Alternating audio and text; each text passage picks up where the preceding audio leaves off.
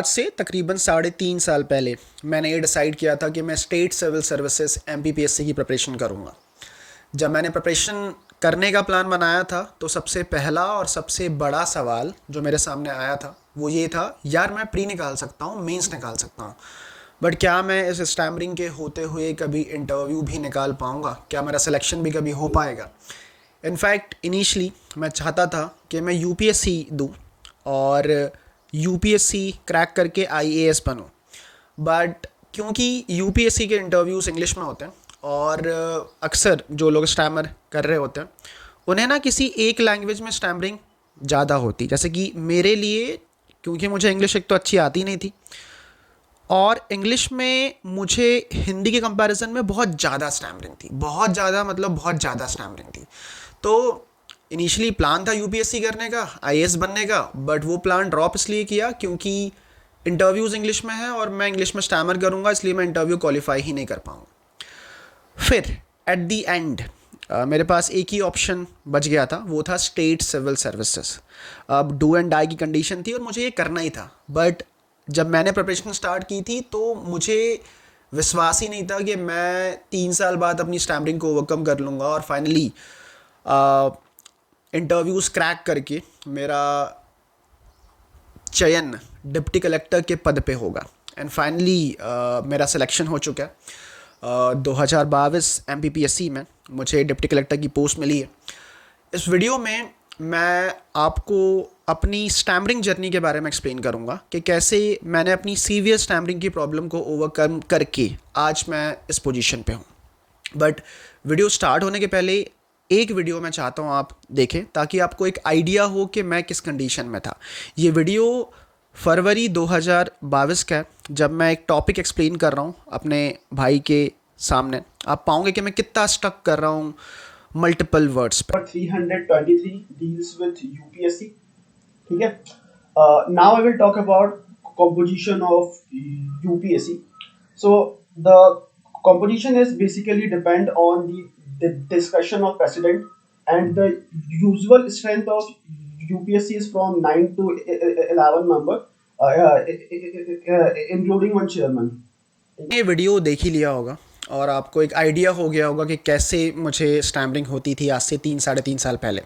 और ये भी वीडियो ना बहुत अच्छा वीडियो है क्योंकि मेरे फ़ोन में बचा हुआ है, क्योंकि जो वर्स्ट वीडियो थे जिनमें मैं बहुत ही स्टैमर कर रहा हूँ उनको मैंने डिलीट कर दिया था ताकि कोई देख ना ले उन वीडियोज़ को। तो ऐसी कंडीशन पहले स्टैमरिंग की थी। मैं अभी आगे चल के मैं आपको ना अपनी पूरे 3.5 साल की स्टैमरिंग की जर्नी और इस एग्ज़ाम को क्वालिफाई करने की जर्नी में जो मैंने स्टेप्स लिए अपनी स्टैमरिंग को ओवरकम करने के लिए और इस पोजीशन में आने के लिए, वो स्टेप बाय स्टेप मैं आपको एक्सप्लेन करूँगा। बट आगे की जर्नी एक्सप्लेन करने से पहले मैं कुछ 3-4 चीज़ें यहाँ सामने मेंशन करना चाहता हूँ। पहला है साइक्लिक नेचर ऑफ स्टैमरिंग। जब मैं अपनी स्टैमरिंग को ओवरकम कर रहा था तो ऐसा कभी नहीं हुआ कि मैं काम किए जा रहा हूँ, मेरी स्टैमरिंग ठीक हुए जा रही है, ठीक हुए जा रही है, ठीक हो जा रही है। मतलब मेरी प्रोग्रेस का ग्राफ लीनियर नहीं था, स्ट्रेट लाइन में अपवर्ड। मैं प्रैक्टिस कर रहा हूँ, मैं 10 दिन फ्लुएंट हूँ, 11वें दिन मुझे बहुत स्टैमरिंग हो रही है, फिर 12वें दिन बहुत स्टैमरिंग हो रही है, बट 13वें दिन मेरी स्टैमरिंग कम हो रही है और मैं दोबारा से फ्लुएंट हो रहा हूँ। तो ऐसे मल्टीपल अप एंड डाउन्स के साइकिल मेरी जर्नी में रहे हैं। मैंने कभी भी ये एक्सपीरियंस नहीं किया कि मैं 2-3-4 महीने तक के कंटिन्यूसली फ्लुएंट हूँ, नहीं। मेरी जर्नी में बहुत सारे अप एंड डाउन्स आए, इतने सारे कि मैं आपको बता भी नहीं पाऊँगा, राइट। पहली चीज़ ये। दूसरी चीज़, मैंने अपनी स्टैमरिंग को ओवरकम केवल एक टाइप की प्रैक्टिस करके या फिर एक रिसोर्स को यूज़ करके नहीं की। आज मैं अप टू 99% फ्लुएंट हूँ क्योंकि मैंने multiple resources, multiple strategies, multiple techniques, multiple जगह जा कर के प्रैक्टिस करी है और उन मल्टीपल जगह का एक्सपीरियंस ही मुझे आज इतना फ्लुएंट बना पाया है। तो ये रही दूसरी चीज़। तीसरी चीज़, मैं जो भी आपको वीडियो में आगे बताऊंगा, मैं कोई स्पीच लैंग्वेज पैथोलॉजिस्ट नहीं हूँ। मैं आप सभी को अपना सिर्फ एक्सपीरियंस बता रहा हूँ कि मैंने कैसे अपनी स्टैमरिंग को ओवरकम करी। कहीं आप भी अपनी स्टैमरिंग को ओवरकम करना चाहते हैं तो हो सकता है आपका पाथ अलग हो सकता है आपकी स्ट्रैटेजी अलग हो, राइट। अब स्टार्ट करते हैं मेरी स्टैमरिंग की स्ट्रैटेजी, मैंने कैसे अपनी स्टैमरिंग को ओवरकम करी और मैं आज इस पोजीशन पे आ पाया हूँ। सबसे पहली चीज़ जो मैं आज आप सभी के सामने मेंशन करना चाहता हूँ वो है एक्सपोजर थेरेपी। मैं जब दिसंबर 2021 में अपनी स्टैमरिंग को ओवरकम करने के लिए प्रैक्टिस कर रहा था, तो उस टाइम मैंने ना कुछ नॉवेल्स वगैरह पढ़ी थी, जैसे कि कांट हर्ट मी नॉवेल है डेविड गॉगिन्स की, उस टाइम मैं वो पढ़ रहा था। तो वहाँ पे बहुत जगह ना ये मैसेज था कि फेस द फियर, जितना तुम उसको फेस करोगे एक टाइम आ करके आपका फियर ही नहीं रह जाएगा उस पर्टिकुलर चीज़ से। सो कहीं ना कहीं मुझे स्टार्टिंग में ये समझ तो आ गया था कि स्टैमरिंग केवल और केवल फेस करने से ही ठीक होगी, और ये मैंने एक्सपीरियंस भी किया था। जैसे कि जब मैं कॉलेज में था तो मैं हिंदू कॉलेज बॉयज़ हॉस्टल का वाइस प्रेसिडेंट था। तो जब मैं वीपी था तो काफ़ी टाइम मुझे स्पीच देनी होती थी। जैसे ही मैं स्पीच देता था, स्पीच कहीं मैंने 95% भी फ्लुएंट दी, तो उसके बाद मेरा कॉन्फिडेंस एकदम से स्पाइक हो जाता था और उसके बाद मुझे दिन भर स्टैमरिंग नहीं होती थी। तो मैंने ये रियलाइज़ किया था कि जैसे ही मैं फ़ियर को फेस करता हूँ और उसको बीट करता हूँ, उसके बाद मेरा फ़ियर मुझ पे हावी नहीं होता और मुझे स्टैमरिंग नहीं होती।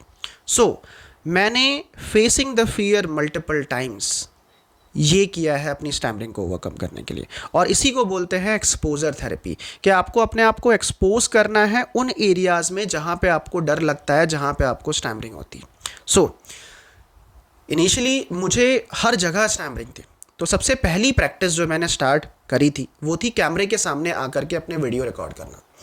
आप मेरे चैनल पे अभी भी मेरा 3-3.5 साल पुराना वीडियो देख सकते हैं। आप इस वीडियो में पाएंगे कि मैं किसी एक स्मॉल से टॉपिक को एक्सप्लेन कर रहा हूँ। 2-2.5 मिनट का जो है मैंने वीडियो बना रखा है स्टार्टिंग में। आपको लग रहा होगा कि यार ये 2 मिनट का वीडियो है, इसने बनाया बहुत इजीली बन गया होगा, इतना ठीक तो बोल रहा है, कोई इशू है ही नहीं। बट नहीं, वो साइड सिर्फ आप देख रहे हो, पर दूसरी साइड ये है कि वो 2.5 मिनट के वीडियो को बनाने में मुझे 6-7 घंटे लगते थे। मैं कैमरा ऑन किया, मेरी स्टैमरिंग शुरू हो जाती थी, क्योंकि अकेले रूम पे स्टैमरिंग नहीं होती। तो वही है कि कैमरा ऑन रहेगा तो स्टैमरिंग होगी, कैमरा ऑफ हो तो स्टैमरिंग बंद। तो कैमरा ऑन किया जैसे ही रिकॉर्ड करने के लिए स्टैमरिंग होना स्टार्ट हो जाएंगी, कैमरा ऑफ किया स्टैमरिंग बंद, कैमरा ऑन किया स्टैमरिंग शुरू, कैमरा ऑफ किया स्टैमरिंग बंद। ऐसे करते करते 6-7 घंटे वीडियो बनाना पड़ता था सिर्फ 2 मिनट के वीडियो को बनाने के लिए, फ्लुएंट वीडियो को बनाने के लिए। तो ये कंडीशन थी पहली। तो मैंने पहला स्टेप ये लिया था यूट्यूब वीडियोस बनाने का, जहाँ मैं कैमरे के सामने आ करके कुछ वीडियोस रिकॉर्ड किया करता था। ये एक प्रकार से मैं अपने आप को एक्सपोज कर रहा हूँ। ये थी मेरी पहली प्रैक्टिस। दूसरी प्रैक्टिस थी मेरी फ़ोन कॉल प्रैक्टिस। मैंने अपने एक फ्रेंड की हेल्प ली थी, यहाँ पे मैं उसका नाम भी मेंशन करना चाहूँगा। उसका नाम उदित नारायण त्रिपाठी है। उदित को मैंने ये कहा था कि यार मैं तुझे 15 से 20 मिनट कॉल लगाऊंगा, और इस 15 से 20 मिनट के कॉल में मैं तुझे अपने हिस्ट्री, पॉलिटी, ज्योग्राफी के कोई टॉपिक्स को एक्सप्लेन किया करूँगा। क्यों? क्योंकि मुझे फ़ोन कॉल में बहुत स्टैमर है, मुझे उसको फेस करना है मल्टीपल टाइम। तो इनिशियली मेरे 1 हफ्ते इतने बुरे गए थे, मुझे इतनी बेकार स्टैमरिंग हुई थी कि मैं क्या बताऊं। मुझे खुद बिलीव नहीं हो रहा था कि मैं सच में इतनी स्टैमर करता भी हूं, क्योंकि मैंने कभी ज़िंदगी में 15 मिनट किसी को टॉपिक एक्सप्लेन नहीं किया था 21 की एज तक के, बिकॉज बचपन से स्टैमरिंग थी, राइट। सो दूसरा एक्सपोजर मैंने किया था फ़ोन कॉल प्रैक्टिस वाला, जहां मैं दोस्त के सामने 15 से 20 मिनट उसको एक टॉपिक एक्सप्लेन कर रहा हूँ। तीसरी प्रैक्टिस मैंने अपने भाई की हेल्प ली थी। जो आपने मेरा स्टार्टिंग में वीडियो देखा, वो मैं अपने भाई के सामने ही एक टॉपिक एक्सप्लेन कर रहा हूँ। तो मैं भाई के सामने एक चेयर पे बैठता था और उसको पॉलिटी, हिस्ट्री, ज्योग्राफी के टॉपिक एक्सप्लेन किया करता था। फॉर एग्जांपल, मैं आज कॉन्स्टिट्यूशन ऑफ इंडिया के फीचर्स के बारे में एक्सप्लेन करूँगा। पहला, ये रिजिड है और फ्लेक्सिबल भी। दूसरा, अब इसमें एग्जांपल्स दूंगा कैसे रिजिड है, क्योंकि अमेंडमेंट ईजीली नहीं हो सकते। फ्लेक्सिबल क्यों है? क्योंकि कुछ अमेंडमेंट काफ़ी ईजीली हो जाते हैं। तो ऐसे मैं अपने पढ़ाई के टॉपिक ही उसको 20 से 25 मिनट के लिए एक्सप्लेन किया करता था चेयर के सामने। और ये जो सेकंड प्रैक्टिस थी ना, मेरे लिए गेम चेंजिंग प्रैक्टिस थी। यहाँ से असली जो है इम्प्रूवमेंट आना स्टार्ट हुआ था। जब मैं 20-20 मिनट डेली एक्सप्लेन कर रहा हूँ, इनिशियली मेरे डायफ्राम में पेन हुआ करता था, मेरे पेट के नीचे वाले पेट के ऊपर वाले सेक्शन में। जैसे मैं बोल रहा हूँ 5 मिनट बाद एक बहुत गंदा सा पेन होगा, क्योंकि उस टाइम काफ़ी स्टैमरिंग थी तो मैं पेट को बहुत कॉन्ट्रैक्ट करता था। इसको बोलते हैं वेल्सेल्वा मैनूवर। हम ये एक मैकेनिज्म होता है, ये हम एक्टिवेट कर देते हैं। तो ये कंडीशन थी पहली। तो ये थी मेरी तीसरी प्रैक्टिस जो मैंने करना स्टार्ट की थी। चौथी, मैंने ना एक वेबसाइट फ्री फॉर टॉक, तकरीबन 8 महीने इस वेबसाइट को यूज़ किए। इस वेबसाइट पे मैं स्ट्रेंजर्स से बात करता था। जैसे मुझे कुछ स्ट्रेंजर्स बांग्लादेश के, पाकिस्तान के, श्रीलंका के, म्यांमार के, चाइना के, जापान के मिलते थे, जो अपनी इंग्लिश को इम्प्रूव करने के लिए वहाँ पे आते थे। तो मैं उनसे ही मल्टीपल टॉपिक्स पे बात करता था। फॉर एग्जांपल, मैं पाकिस्तान की इकोनॉमिक कंडीशन पे बात करूँगा, मैं बांग्लादेश में जो करंट मिलिट्री कूप हुआ है उसके बारे में बात करूँगा, मैं कहीं किसी इंडियन इंसान से बात करूँ तो I will talk about the patriarchal society in India. मैं बात करूँगा कि क्यों इंडियन इकोनॉमी फास्टेस्ट ग्रोइंग तो है बट फिर भी इनकम इनक्वालिटी इंडिया में हाईएस्ट है। क्योंकि मैं पढ़ ही रहा था इन टॉपिक्स के बारे में, तो मैं इन टॉपिक्स के बारे में लोगों से डिस्कस किया करता था। वहाँ जाके सिर्फ हाय हेलो नहीं, मेरा नाम ये है, मैं यहाँ से बिलोंग करता हूँ, नहीं, मैं अपने आप को उन सिचुएशन में डाल रहा था जहाँ पे मुझे लोगों को कुछ एक्सप्लेन करना है। इकोनॉमी के बारे में पूछ रहा हूँ, अब 5 मिनट मुझे एक्सप्लेन ही करना है कि इकोनॉमी होती क्या है, माइक्रो इकोनॉमिक्स क्या होता है। अपने आप को उस कंडीशन में कम से कम 40 मिनट डालता था मैं फ्री फॉर टॉक वेबसाइट पे, जहां मैं स्ट्रेंजर से जाकर के बात कर रहा हूं। ये थी मेरी चौथी प्रैक्टिस। पांचवी, ऐसा नहीं है कि केवल आप जब प्रैक्टिस कर रहे हैं 1-1.5 घंटे की, आपको उसी टाइम जो है अपनी स्टैमरिंग पे ध्यान देना है। आपको अपनी डेली लाइफ में भी कुछ ऐसी एक्टिविटीज़ करनी है जहां पे आप अपने आप को उन सिचुएशंस में डालें जहां पे आपको लोगों से कुछ पूछना ही है। तो जब मैं हॉस्टल में रहता था, मैं हर एक बंदे से बात करता था, हर एक बंदे। कहीं मैं नीचे जा रहा हूँ तो कोई रास्ते में मिल गया, उसी से फालतू की बकर, क्या कर रहा है, कहाँ जा रहा है, क्या कर रहा है। मैंने हर एक बंदे से इंटरेक्ट करना स्टार्ट किया। कहीं मैं ट्रेन में ट्रैवल कर रहा हूँ तो मैं हर एक बंदे से पूछूंगा आप कहाँ जा रहे हो, यहाँ का रूट कहाँ से है, वहाँ से ऑटो मिलेंगी क्या, वहाँ से मेट्रो मिलेंगी क्या। तो मैंने अपने बिहेवियर में भी चेंज लाया, अपनी डेली लाइफ में भी मैं लोगों से जब बहुत ज़्यादा इंटरेक्ट करना मैंने स्टार्ट किया था। ये थी मेरी पांचवी चीज़ जो मैंने अपने लाइफस्टाइल में लाई। छठवीं चीज़, जब मैं स्टेट सिविल सर्विसेज की प्रिपरेशन कर रहा था तो इसमें मेंस आंसर राइटिंग होती है। तो जहाँ पे मैंने टेस्ट सीरीज लगा रखी थी वहाँ पे टेस्ट का डिस्कशन होता था, और इस टेस्ट के डिस्कशन में हमें क्या करना होता है, हमें क्वेश्चन पूछना होता है कि कैसे सर इसकी आंसर राइटिंग होगी, कैसे आंसर लिखना है, 7 मार्कर में क्या लिखना है, 3 मार्कर में क्या लिखना है। तो क्लास में तकरीबन 50 से 60 बच्चे होते थे। तो आमतौर पे बच्चे वहाँ पे ये सब क्वेश्चन पूछने के लिए बैठते थे, पर मेरा ऑब्जेक्टिव होता था कि इन 50 लोगों के सामने बैठ करके सर से क्वेश्चन पूछना। तो मैं सबसे पहली वाली बेंच में बैठ करके हर संडे वेडनेसडे मल्टीपल क्वेश्चंस पूछा करता था। जब मैंने ये स्टार्ट किया था, मुझे याद है मेरे इनिशियल लेवल पे मेरे पैर बहुत कांपते थे। मेरे पैर, मतलब मैं कहीं उसको रोकना भी चाहूँ तो तब भी रुकते नहीं थे जब मैंने पहली दूसरी बार ये क्वेश्चन पूछना स्टार्ट किया था। बट 10-20 बार उसको फेस करने के बाद मेरे पैर कांपना ही बंद हो गया और मैं बहुत कंफर्टेबल हो गया उस जोन में। तो ये थी पांचवी चीज़ जो मैं यहाँ पे मेंशन करना चाहूँगा।